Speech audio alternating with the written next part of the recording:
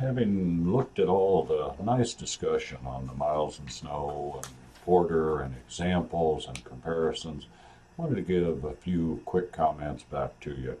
Uh, do look at my responses within different threads. I think I have said a number of things there, but want to try to kind of summarize them here.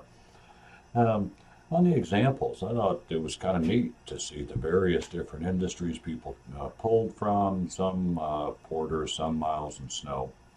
Uh, it's very interesting. And most I thought were pretty well on track. Few things to remember there, though. First is the level of analysis. Both Porter's and Miles and Snow's typologies are really designed to be applied at kind of a business unit level.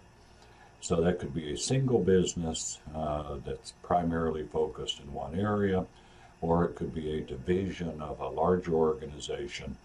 But you have to get at kind of that level and be careful, especially if it's a larger company with many different divisions, because one might be competing one way, another division might be competing another. So we need to kind of get that level of analysis set. Um, a couple of other things that kind of jumped out at me.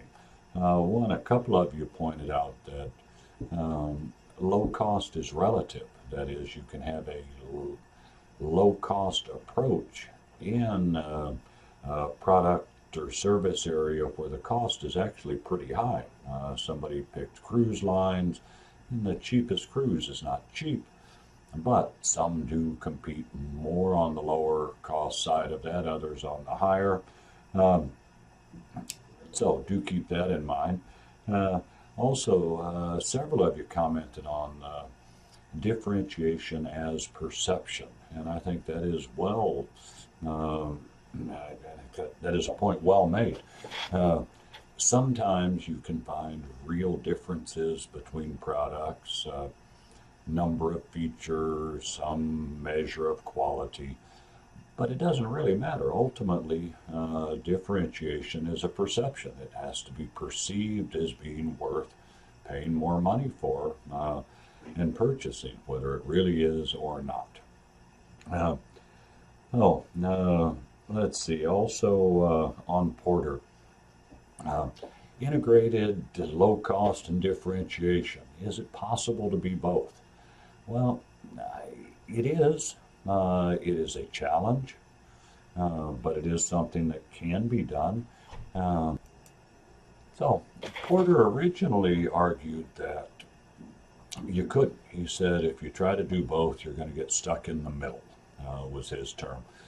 That is not low cost enough to be low cost and not differentiated enough to command higher prices.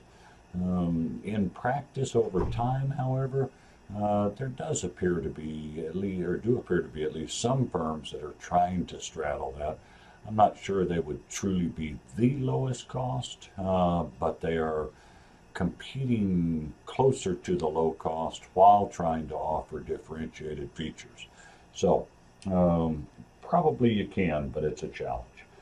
And then finally on Miles and Snow, um, again, think about the level of analysis. We're looking at the business, not any particular, necessarily any particular action, because nobody is truly a prospector all the time or absolutely always a defender.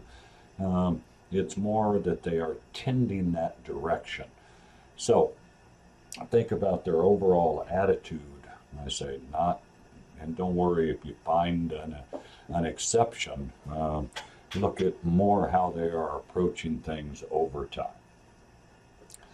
Now, shifting gears to this comparison of the types.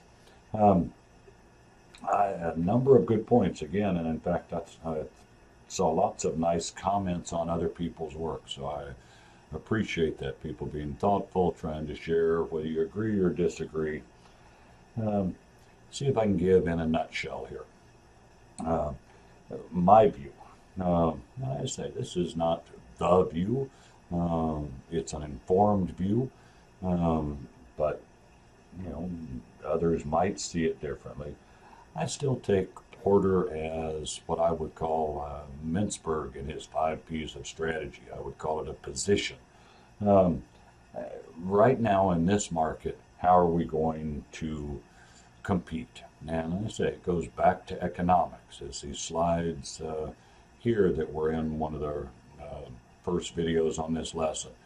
Um, his stuff really comes straight out of economics. If supply and demand is here, a low-cost leader is trying to get their supply curve below that of the industry, and then if they can charge something close to industry prices, they're going to make excess profit that way. The differentiator, on the other hand, is going to try to get their demand curve higher than that for the industry as a whole, so that they can command higher prices. And again, assuming that they can keep costs close to the industry average, then they make their money by, I say, getting the prices well above what their costs are. And again, whether that differentiation is real or perceived doesn't matter.